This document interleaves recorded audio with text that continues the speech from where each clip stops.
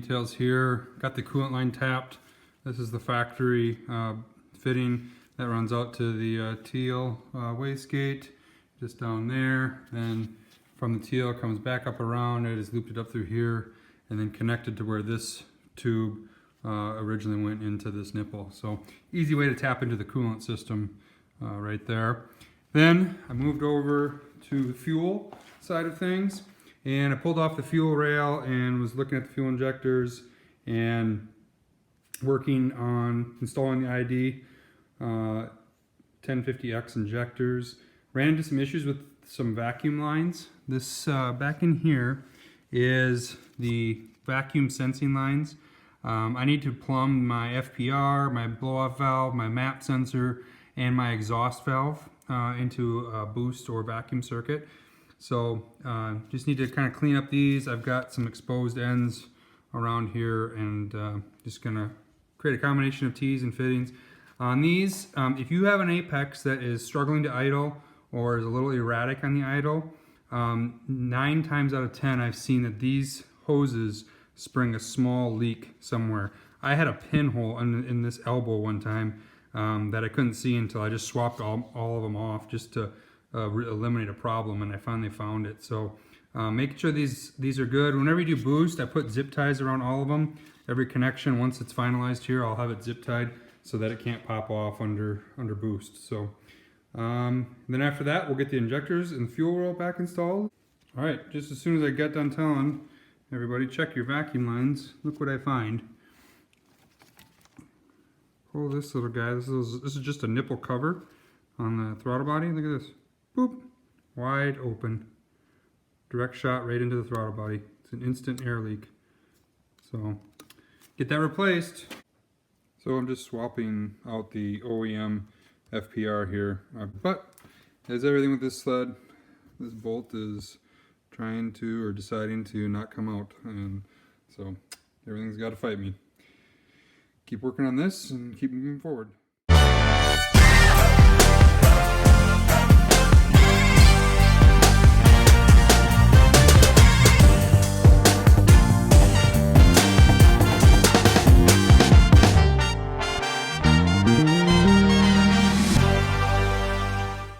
Alright, finally got that bugger out. You can see screw extractors and everything, nothing would take it.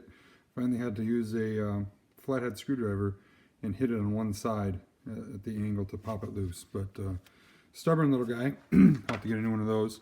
But here's the what I was after, and the Tomai adapter. I believe this is the part number here. I believe this is for a Subaru fuel rail, if I'm not mistaken. Credit to M. Berry Racing on totally Yamaha 4-stroke. He found this little adapter and it's meant to be put right in there. Yeah, I'm hoping to just put this on, screw in my new fuel barb, and that'll go right to the FPR. And then I can call that done. And here's the completed modified fuel rail. So we have that Tomai adapter going to a 5/16 return over to the FPR, the new ID 1050X injectors in the rail. Here's a good view of the spacing height difference here. So we'll get my spacers that I made and try that. Alright, so this is the 9mm spacer that I machined that will go between the existing boss that's cast into the throttle bodies here, and then the fuel rail here.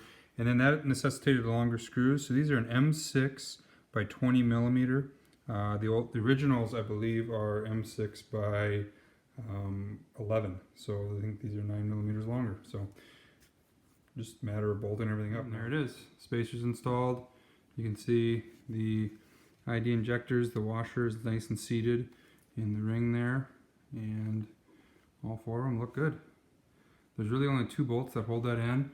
And then I noticed the IAC motor here has these 2, and this bracket doesn't seem to be lining up very good, so I gotta figure out what's going on there. But happy to get this fuel rail back installed. For the wiring part of it, the original injector plug does not fit the ID injectors, So you can cut that off. It comes with new ends in the kit, and then you can solder them on. Or I kind of cheated and I got this ID 90.3 kit. So this will plug into the injector and that will plug into my OEM harness. I just thought one less thing for air in case I have a solder joint or something go bad on a critical injector. I could be chasing my tail. So this will make things super easy and quick. So I found a really cool place for my fuel pressure regulator. It's going to be actually be mounted in back here. I made a little bracket for it out of aluminum, and then I'm using an existing bolt. You can't see with this in the way. There we go. This bolt right here was for that secondary reservoir, coolant reservoir. So it's got a nice nut cert in it. So I'm going to be able to reuse that.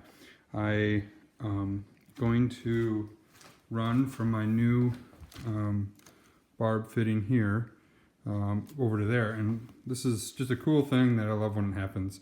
Factory is made to work like this, but the way that this is oriented, look at this, I flip this around, that's going to fit that, and this is going to slide up on the fuel pressure regulator barb valve like I was designed for it. Pretty cool.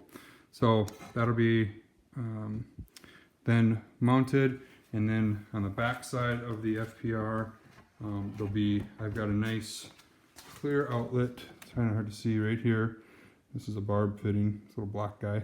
You can kind of see wiggling. And what I'll do is I'll be able to run this out past the turbo, and then the return on the tank is right